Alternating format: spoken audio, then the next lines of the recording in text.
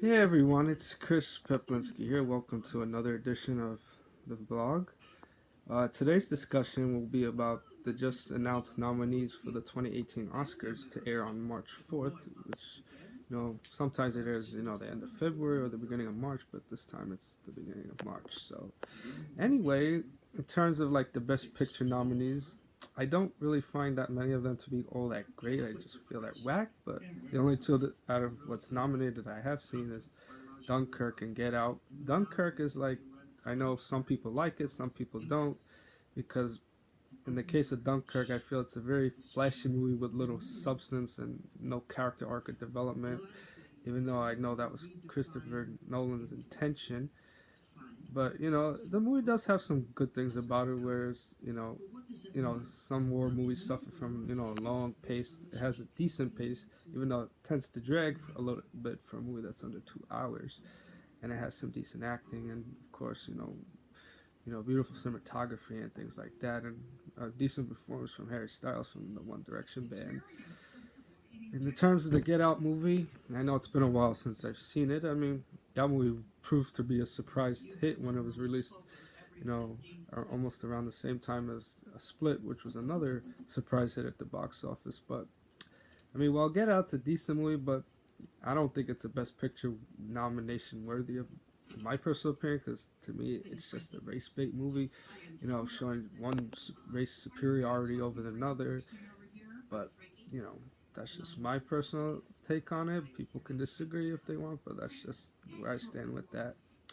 I mean, I did hear some wonderful things about Lady Bird, which has Cerise Ronan nominated for Best Actress. In which she was previously nominated for one of her favorite movies of mine, Brooklyn, which I really thought was a good movie and something I felt she should have been She should have won for, since what I liked about Brooklyn was that it kind of showed that people can have a second chance and you know make their own dreams come true, even if they're facing like harsh times and things like that.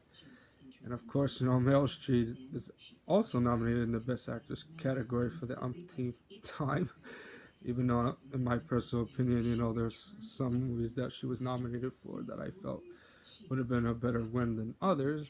And I think her last win in Best Actress was for, the Iron Lady, which she portrayed former Prime Minister Margaret Thatcher, in which she did a decent job with that movie, even though the story wise kind of felt a little lagging, but that's just my take on it. In terms of the Best Director nominees, it's nice to see a female uh, director nominated for a change, since usually that tends to be in an all male category.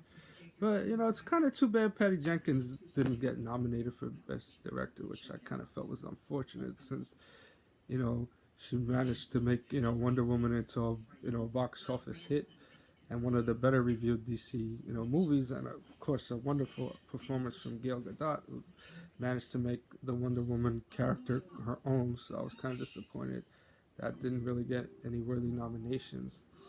And in terms of like the animated features, which I kind of mostly agree with the nominees, between Boss Baby and Coco. I would think Coco most likely will win, since it's, I guess, viewed more favorably than the Boss Baby movie. But no, Boss Baby movie is also a wonderful movie showing, how two unlikely, brothers can, I guess, bond and get along and develop on their own as characters. But Coco has what I think a stronger story, since it shows the important things of how music and family can come together in different time periods. And of course, it goes around celebrating the Mexican holiday, the Day of the Dead, which I thought was pretty cool. And of course, it was nice to see the movie Baby Driver, which was a surprise hit to get nominated in a few categories, and it proved to be a very good movie fit for Ansel Elgort, which was his first leading role. And it goes to show that not every movie that's over $200 million has to, should be a big hit. And sometimes there are movies that like you know, could be a $34 million production. It could be quite a hit if it's a good story and clicks with the audience and the critics. So I would have to say, in terms of the best actress categories, I didn't really see any of the movies nominated, but if there was a particular winner, I'd have to say it'd probably be either Margot Robbie, for her portrayal of Tanya Harding, or Meryl Streep, even though I didn't see the post.